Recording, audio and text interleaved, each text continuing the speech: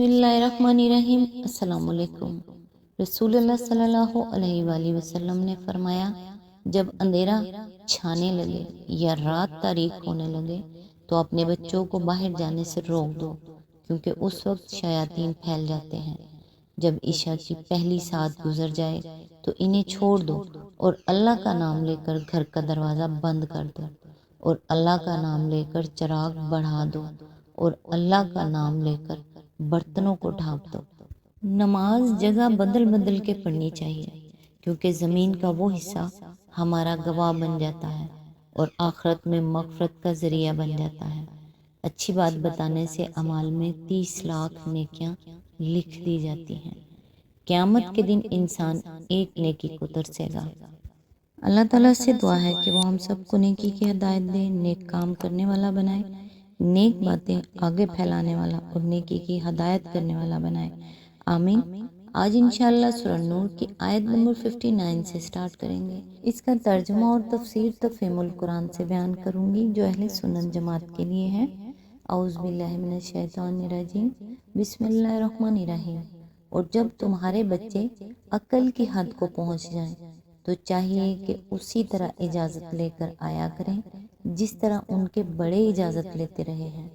इस तरह अल्लाह अपनी आयात तुम्हारे सामने खोलता है और वो अलीम और हकीम है। इसकी तफसीर है यानी बालिग हो जाएं। जैसा कि पहले हम बयान कर चुके हैं, लड़कों के मामले में एहतलाम और लड़कियों के मामले में अयाम माहवारी का आगाज़ अलामत बलूग है। लेकिन जो लड़के और लड़कियां किसी वजह से देर तक इन जिस्मानी तगय्युरात से खाली रह जाएं, उनके मामले में फुक़हा के दरमियान इख्तलाफ है। इमाम शाफी, इमाम अबू यूसुफ, इमाम मोहम्मद और इमाम अहमद के नज़दीक इस सूरत में 15 बरस के लड़के और लड़की को बालिग समझा जाएगा और इमाम अबू हनीफा का भी एक कौल इसकी तायीद में है। लेकिन इमाम आज़म का मशहूर कौल ये है कि इस सूरत में 17 साल की लड़की और 18 साल के लड़के को बालिग करार दिया जाएगा।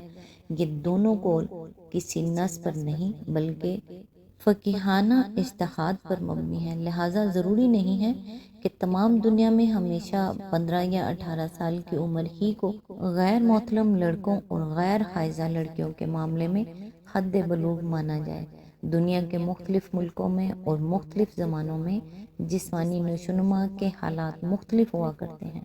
असल चीज़ ये है कि अमूमन किसी मुल्क में जिन उम्रों के लड़कों और लड़कियों को एहतलाम और अयाम माहवारी होने शुरू होते हों, उनका औसत फ़र्क निकाल लिया जाए और फिर जिन लड़कों और लड़कियों में किसी गैर मामूली वजह से ये अलामात अपने मोताद वक्त पर ज़ाहिर ना हों, उनके लिए ज़्यादा से ज़्यादा मोताद उम्र पर उस औसत का इजाफा करके इसे बलूग की उम्र करार दे दिया जाए। मसलन किसी मुल्क में बिलुमूम कम से कम 12 और ज़्यादा से ज़्यादा 15 बरस के लड़के को एहतलाम हुआ करता हो तो औसत फ़र्क 1.5 साल होगा और गैर मामूली किस्म के लड़कों के लिए हम 16.5 बरस की उम्र को सन्न बलूग करार दे सकेंगे। इसी कायदे पर मुख्तलिफ ममालिक के अहले कानून अपने यहाँ के हालात का लिहाज करते हुए एक हद मुकर्रर कर सकते हैं। 15 बरस की हद के हक में एक हदीस पेश की जाती है और वो इब्ने उमर की ये रिवायत है कि मैं 14 साल का था जब ग़ज़वा ओहद के मौके पर नबी सल्लल्लाहु अलैहि वसल्लम के सामने पेश हुआ और आपने मुझे शरीके जंग होने की इजाज़त न दी। फिर ग़ज़वा खंदक के मौके पर जबकि मैं 15 साल का था, मुझे दोबारा पेश किया गया और आप सल्लल्लाहु अलैहि वसल्लम ने मुझे इजाज़त दे दी। सहाय सित्ता व मुस्नद अहमद। लेकिन ये रिवायत दो वजूह से काबिल इस्तदलाल नहीं है। अव्वल ये कि ग़ज़वा ओहद शवाल 3 हिजरी का वाक़या है और ग़ज़वा खंदक बकौल मोहम्मद बिन इसहाक़ शवाल 5 हिजरी में और बकौल इब्ने साद ज़ी अल क़ायदा 5 में पेश आया। दोनों वाक़यात के दरमियान पूरे 2 साल या इससे ज़्यादा का फ़र्क है।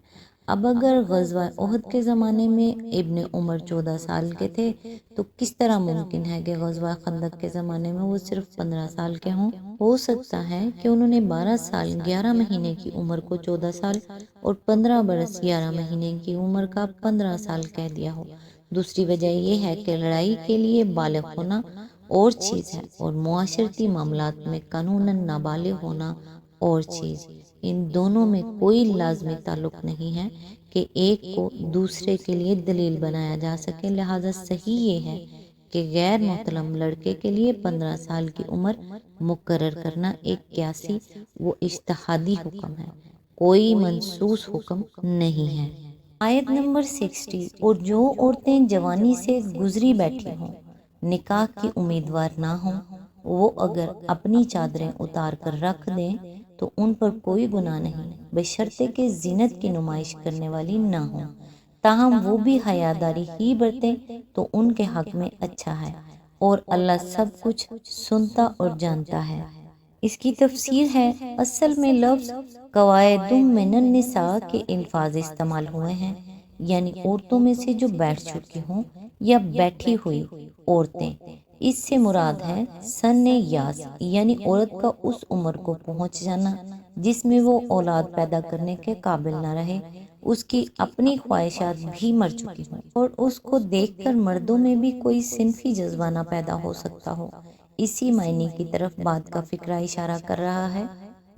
اصل میں لفظ ہے یا زانا سیابہن، یعنی اپنے کپڑے اتار دیں، مگر ظاہر ہے کہ اس سے مراد سارے کپڑے اتار کر برہنہ ہو جانا تو نہیں ہو سکتا، اسی لیے تمام فقہا اور مفسرین نے بالاتفاق اس سے مراد وہ چادریں لی ہیں جن سے زینت کو چھپانے کا حکم سورہ احزاب کی آیت یدنین علیہن من جلابیبہن میں دیا گیا تھا۔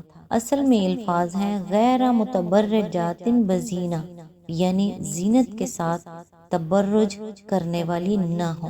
تبرج کے معنی ہیں اظہار اور نمائش کے۔ بارج اس کھلی کشتی یا جہاز کو کہتے ہیں جس پر چھت نہ ہو۔ اسی معنی میں عورت کے لیے یہ لفظ اس وقت بولتے ہیں جبکہ وہ مردوں کے سامنے اپنے حسن اور اپنی آرائش کا اظہار کرے، تو آیت کا مطلب یہ ہے کہ چادر اتار دینے کی یہ اجازت ان بوڑھی عورتوں کو دی جا رہی ہے جن کے اندر بن ٹھن کر رہنے کا شوق باقی نہ رہا ہو اور جن کے صنفی جذبات سرد پڑ چکے ہوں، لیکن اگر اس آگ میں کوئی چنگاری ابھی باقی ہو اور وہ نمائش زینت کی شکل اختیار کر رہی ہو تو پھر اس اجازت سے فائدہ نہیں اٹھایا جا سکتا۔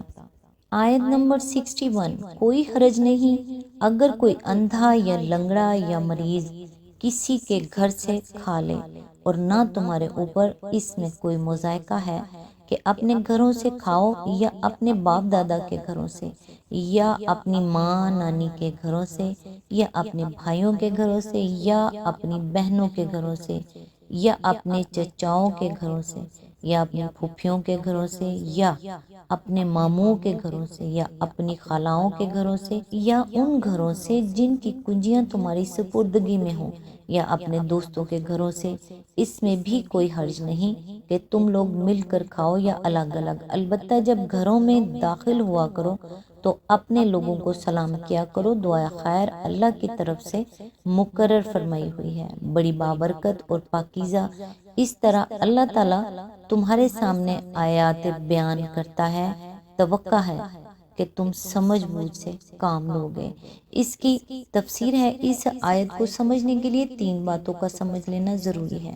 اول یہ کہ آیت کے 2 حصے ہیں، پہلا حصہ بیمار، لنگڑے، اندھے اور اس طرح دوسرے معذور لوگوں کے بارے میں ہے اور دوسرا عام لوگوں کے بارے میں ہے۔ دوسرا یہ کہ قرآن کی اخلاقی تعلیمات سے اہل عرب کی ذہنیت میں جو زبردست انقلاب واقع ہوا تھا، اس کی وجہ سے حرام و حلال اور جائز و ناجائز کی تمیز کے معاملے میں ان کی حس انتہائی نازک ہو گئی تھی۔ ابن عباس کے بقول اللہ تعالیٰ نے جب ان کو حکم دیا کہ لا تاکلوا اموالکم بینکم بالباطل، یعنی ایک دوسرے کے مال ناجائز طریقوں سے نہ کھاؤ، تو لوگ ایک دوسرے کے ہاں کھانا کھانے میں بھی سخت احتیاط برتنے لگے تھے، حتیٰ کہ بالکل قانونی شرطوں کے مطابق صاحب خانہ کی دعوت و اجازت جب تک نہ ہو وہ سمجھتے تھے کہ کسی عزیز یا دوست کے ہاں کھانا بھی ناجائز ہے۔ سوم یہ کہ اس میں اپنے گھروں سے کھانے کا جو ذکر ہے وہ اجازت دینے کے لیے نہیں بلکہ یہ ذہن نشین کرنے کے لیے ہے کہ اپنے عزیزوں اور دوستوں کے ہاں کھانا بھی ایسا ہی ہے جیسے اپنے ہاں کھانا، ورنہ ظاہر ہے کہ اپنے گھر سے کھانے کے لیے کسی اجازت کی ضرورت تو نہیں تھی۔ ان تین باتوں کو سمجھ لینے کے بعد آیت کا یہ مطلب واضح ہو جاتا ہے کہ جہاں تک معذور آدمی کا تعلق ہے، وہ اپنی بھوک رفع کرنے کے لیے ہر گھر اور ہر جگہ سے کھا سکتا ہے۔ اس کے معذوری بجائے خود سارے معاشرے پر اس کا حق قائم کر دیتی ہے، اس لیے جہاں سے بھی اس کو کھانے کے لیے ملے وہ اس کے لیے جائز ہے۔ رہے عام آدمی تو ان کے لیے ان کے اپنے گھر اور ان لوگوں کے گھر جن کا ذکر کیا گیا ہے یکساں ہیں۔ ان میں سے کسی کے ہاں کھانے کے لیے اس طرح کی شرطوں کی کوئی ضرورت نہیں ہے کہ صاحب خانہ باقاعدہ اجازت دے تو کھائیں، ورنہ خیانت ہوگی۔ آدمی اگر ان میں سے کسی کے ہاں جائے اور گھر کا مالک موجود نہ ہو اور اس کے بیوی بچے کھانے کو کچھ پیش کریں تو بے تکلف کھایا جا سکتا ہے۔ جن رشتہ داروں کے نام یہاں لیے گئے ہیں ان میں اولاد کا ذکر اس لیے نہیں کیا گیا کہ آدمی کی اولاد کا گھر اس کا اپنا ہی گھر ہے۔ دوستوں کے معاملے میں یہ بات ملحوظ خاطر رہے کہ ان سے مراد بے تکلف اور جگری دوست ہیں، جن کی غیر موجودگی میں اگر یار لوگ ان کا حلوہ اڑا جائیں تو ناگوار گزرنا تو درکنار انہیں اس پر الٹی خوشی ہو۔ قدیم زمانے کے اہل عرب میں بعض قبیلوں کی تہذیب یہ تھی کہ ہر ایک الگ الگ کھانا لے کر بیٹھے اور کھائے۔ وہ مل کر ایک ہی جگہ کھانا برا سمجھتے تھے، جیسا کہ ہندوؤں کے ہاں آج بھی برا سمجھا جاتا ہے۔ اس کے برعکس بعض قبیلے تنہا کھانے کو برا جانتے تھے، حتیٰ کہ فاقہ کر جاتے تھے اگر کوئی ساتھ کھانے والا نہ ہو۔ یہ آیت اسی طرح کی پابندیوں کو ختم کرنے کے لیے ہے۔ آج تک کے لیے بس اتنا ہی۔ نیکسٹ انشاءاللہ آیت نمبر 62 سے سٹارٹ کریں گے۔ تب تک کے لیے دعاؤں میں یاد رکھیے گا۔ اللہ حافظ۔